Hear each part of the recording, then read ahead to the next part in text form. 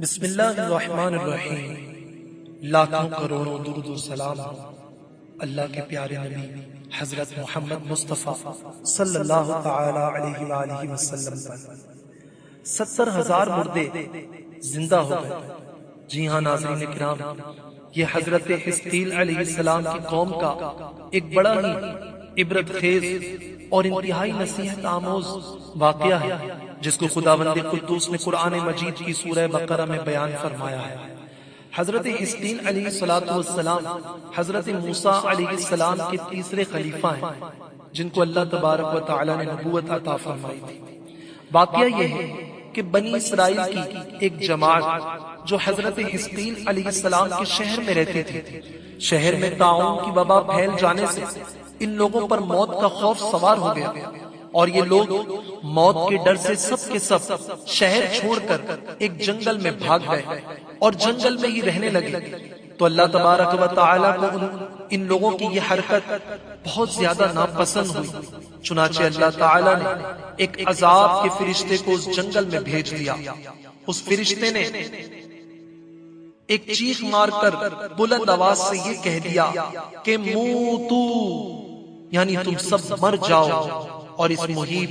اور بھیانک چیخ کو سن کر بغیر کسی بیماری کے بالکل اچانک یہ سب کے سب مر گئے، جن کی تعداد 70,000 تھی۔ ان مردوں کی تعداد اس قدر زیادہ تھی کہ لوگ ان کے کفن و دفن کا کوئی انتظام نہ کر سکے، اور ان مردوں کی لاشیں کھلے میدان میں بے گور و کفن 8 دن تک پڑی پڑی سڑنے لگی، اور بے انتہا تعفن اور بدبو سے پورے جنگل بلکہ اس کے اطراف میں بدبو پیدا ہو گئی۔ کچھ لوگوں نے ان لاشوں پر رحم کھا کر چاروں طرف سے دیوار اٹھا دی تاکہ یہ لاشیں درندوں سے محفوظ رہیں۔ کچھ دنوں کے بعد حضرت حزقیل علیہ السلام کا اس جنگل میں ان لاشوں کے پاس سے گزر ہوا تو اپنی قوم کے 70,000 انسانوں کی موت اور اس موت ناگہانی اور بے گور و کفن لاشوں کی فراوانی دیکھ کر رنج و غم سے ان کا دل بھر گیا، رونے لگے، اور باری تعالیٰ کے دربار میں دکھ بھرے دل سے گڑ گڑا کر دعا مانگنے لگے کہ یا اللہ، یہ میری قوم کے افراد تھے جو اپنی نادانی سے یہ غلطی کر بیٹھے کہ موت کے ڈر سے شہر چھوڑ کر جنگل میں آ گئے۔ یہ سب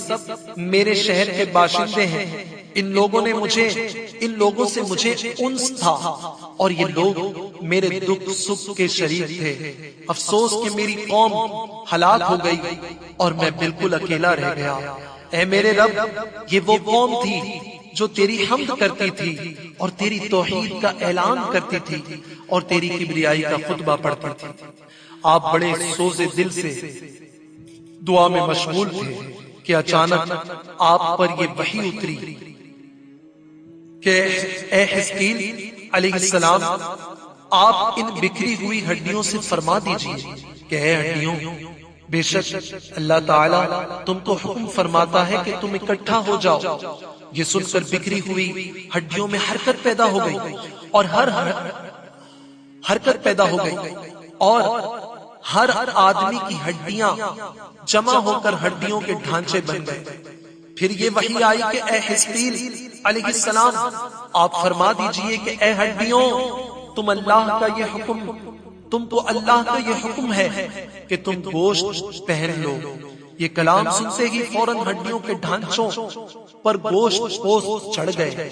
پھر تیسری بار یہ وحی نازل ہوئی، اے حزقیل، اب یہ کہہ دو کہ اے مردوں، خدا کے حکم سے تم سب اٹھ کر کھڑے ہو جاؤ۔ چنانچہ آپ نے یہ فرما دیا تو آپ کی زبان سے یہ جملہ نکلتے ہی 70,000 لاشیں دم زدن میں ناگہاں یہ پڑھتے ہوئے کھڑی ہو گئیں کہ سبحانک اللہم و بحمدک لا الہ الا انت۔ پھر یہ سب لوگ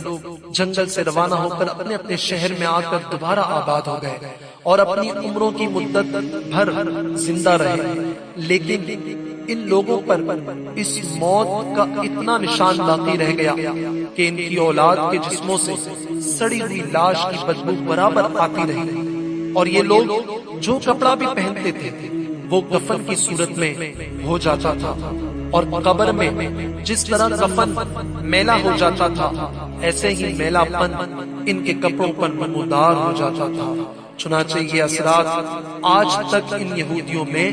پائے جاتے ہیں جو ان لوگوں کی چنانچہ یہ اثرات آج تک ان یہودیوں میں پائے جاتے ہیں جو ان لوگوں کی نسل سے باقی رہ گئے ہیں۔ یہ عجیب و غریب واقعہ قرآن مجید کی سورہ بقرہ میں خداوند قدوس نے اس طرح بیان فرمایا: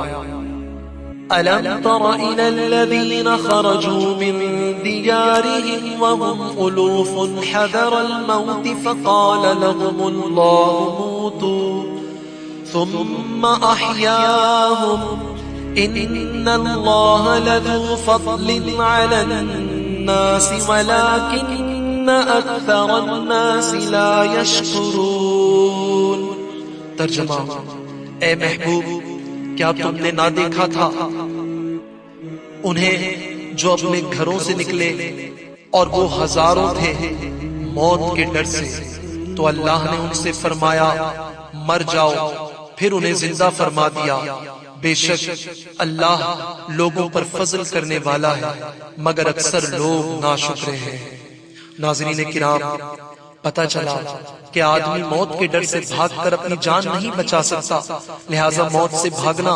بالکل ہی بیکار ہے۔ اللہ تعالیٰ نے جو موت مقرر فرما دی ہے وہ اپنے وقت پر ضرور آئے گی، نہ ایک سیکنڈ اپنے وقت سے پہلے آ سکتی ہے نہ ہی ایک سیکنڈ بعد آئے گی۔ لہٰذا بندوں کو لازم ہے کہ رضائے الہی پر راضی رہ کر صابر و شاکر رہیں، اور خواہ کتنی ہی وبا پھیلے یا گھمسان کا رنگ پڑے، اطمینان و سکون کا دامن اپنے ہاتھ سے نہ چھوڑیں، اور یہ یقین رکھیں کہ جب تک میری موت نہیں آتی مجھے کوئی نہیں مار سکتا اور نہ میں مر سکتا ہوں، اور جب میری موت آ جائے گی تو میں کچھ بھی کروں، کہیں بھی چلا جاؤں، بھاگ جاؤں یا ڈٹ کر کھڑا رہوں، میں کسی حال میں بچ نہیں سکتا۔